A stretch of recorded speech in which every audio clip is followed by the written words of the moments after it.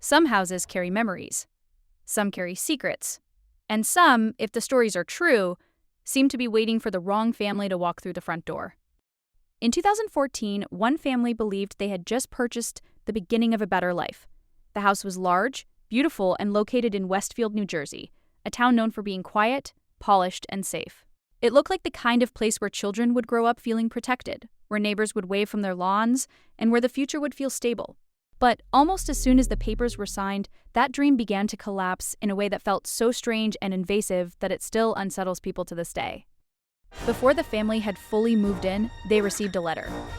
It was not the kind of note you would expect from a new neighbor introducing themselves or welcoming them to the block. It was typed, anonymous, and deeply unsettling from the moment it began. The writer introduced themselves as the Watcher. At first, that name alone sounds bizarre enough to dismiss as some awkward prank, maybe the work of a neighborhood eccentric with too much time and too little sense. But the tone of the message made it clear very quickly that this was not a harmless joke. The letter claimed that the writer's family had been watching the house for generations, and that now it was their turn to continue that role. That is what made the whole thing instantly disturbing. It was not written like a normal threat. It was written like a ritual. The house was spoken about almost like it was alive, as if it had history, needs, and a presence that only certain people understood. Instead of sounding like a random person trying to scare somebody, the letter sounded like it came from someone who felt entitled to the property in a way that was difficult to explain. It created a feeling that the family had not simply bought a home, but had stepped into something already in progress, something they were never meant to interrupt. At that point, the family was still doing what new homeowners usually do. They were making repairs, preparing the rooms, and getting everything ready for the move. They had every reason to believe they were entering a normal new chapter in life. But that changed the moment the writer began mentioning details that felt far too personal. The letter did not only talk about the house, it referred to the family's children. That is where the fear stopped being abstract and became immediate. Because once an anonymous person tells you they know about your children, the mind begins racing through every possible nightmare. Have they been standing outside? Have they been watching from a parked car? Are they a neighbor? Are they someone the family already passed on the sidewalk without realizing it? The family contacted the police, and from there, the case took on a life of its own. Investigators began looking into the situation, trying to determine who might have written the letters, and why. Neighbors were considered. People living close enough to observe the house came under suspicion. There were questions about whether the writer might be someone with a long fixation on the property, someone angry about changes being made to it, or someone with personal motives connected to the sale.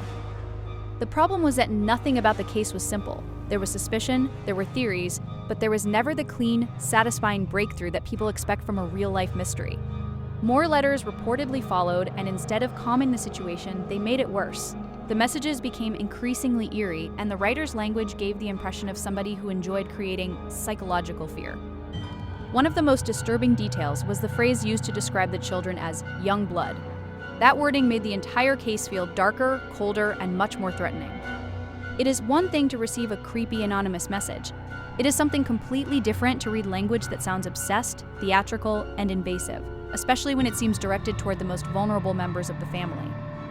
What makes this case so powerful is that almost nothing had to happen physically for the terror to become overwhelming. There was no dramatic home invasion. There was no masked person caught on camera smashing a window. There was no obvious act of violence that would make the danger easy to define. Instead, the threat worked through uncertainty. That is the kind of fear that can be more destructive than anything visible, because it leaves the imagination to fill in the blanks. And once that starts, every ordinary thing in a house begins to feel contaminated. The mailbox is no longer just a mailbox. A window no longer feels like a window. A creak in the night, a passing car, a shadow in the yard, all of it starts to feel connected to a person who might be very close and might know far too much. The family reportedly became afraid to move into the house. That fact alone is what turns the story from strange to tragic. They had purchased this home. It was supposed to belong to them. And yet, before they could even begin living their life there, fear had already taken possession of it. That is what makes the story feel so uniquely disturbing. The house itself became unusable, not because it was physically damaged, but because it had been psychologically poisoned. Someone had managed to turn a place of comfort into a place of dread, using nothing more than words. As the case became public, another layer of misery emerged. Media attention intensified. The public became fascinated. People discussed the case, debated it, and speculated constantly. Some sympathized with the family and saw them as victims of an invisible stalker. Others question the story. And that is another cruel feature of mysteries like this. When there is no visible attacker, some people begin to doubt the victim. Rumors and theories grow. Motives are assigned. The line between public curiosity and public suspicion starts to disappear. Instead of only dealing with the terror of the letters, the family also had to deal with the pressure of attention, scrutiny, and speculation. There were numerous ideas about who the watcher could have been. Some believed it had to be a nearby resident, someone close enough to see the activity around the house and know when work was being done. Others thought it could be someone with an old emotional attachment to the property, maybe someone who had lived there before or felt the house represented something personal. There were even suspicions that it could somehow be connected to the sale itself or to neighborhood resentment. But as gripping as all these theories were, theories are not proof. And in this case, proof never fully arrived in a way that closed the mystery. That lack of closure is exactly why the story refuses to die. Most true crime stories eventually give people a face, a motive, a confession, or at least a likely answer. This one never really did. Instead, it left behind something more unsettling. The idea of a hidden observer whose power came from remaining unknown. The watcher did not need to appear in person. The watcher did not need to show a weapon or break a lock. The fear came from knowing that somebody, somewhere, wanted the family to feel seen, targeted, and unsafe in the one place where safety should have been automatic. Eventually, the family sold the house, but the mystery stayed attached to the address like a stain that could not be washed away.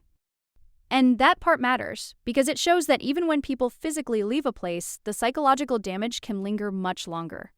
The story is not frightening only because someone wrote disturbing letters. It is frightening because those letters succeeded. They altered how the family experienced reality. They changed what home meant. They replaced excitement with dread, ownership with helplessness, and peace with suspicion. This is why the case feels almost like modern psychological horror rather than ordinary crime. The threat was not loud. It was quiet. It was patient. It hid behind typed pages and an anonymous name. It weaponized imagination. And imagination is dangerous, because once fear enters a home, it does not need permission to stay. It moves from room to room, from thought to thought, until even silence starts to feel like evidence of something watching. To this day, that is still the question that keeps people hooked on this case. Who was the watcher? Was it a neighbor standing just close enough to observe everything? Was it a deeply disturbed individual with a fixation on the property? Was it someone motivated by resentment, obsession, or a need to terrify? Or was it a person who simply understood one terrifying truth, that sometimes you do not need violence to destroy a family's sense of security? Sometimes all you need is the right words sent at the right time, and the fear will do the rest. That is why this story still creeps people out years later. It is real, it is unresolved, and unlike stories where the danger ends when the criminal is caught, this one leaves you with something worse. It leaves you imagining what it would feel like to stand inside your own dream home, hold a letter in your hands, and realize that somebody out there may have been watching long before you arrived. Not the street, not the town, your house, your family, your life. And once that idea enters your mind, the locks on the doors do not feel nearly as strong as they used to. If this story gave you chills, follow Pog or Na for more real creepy stories, where the scariest part is that they actually happened.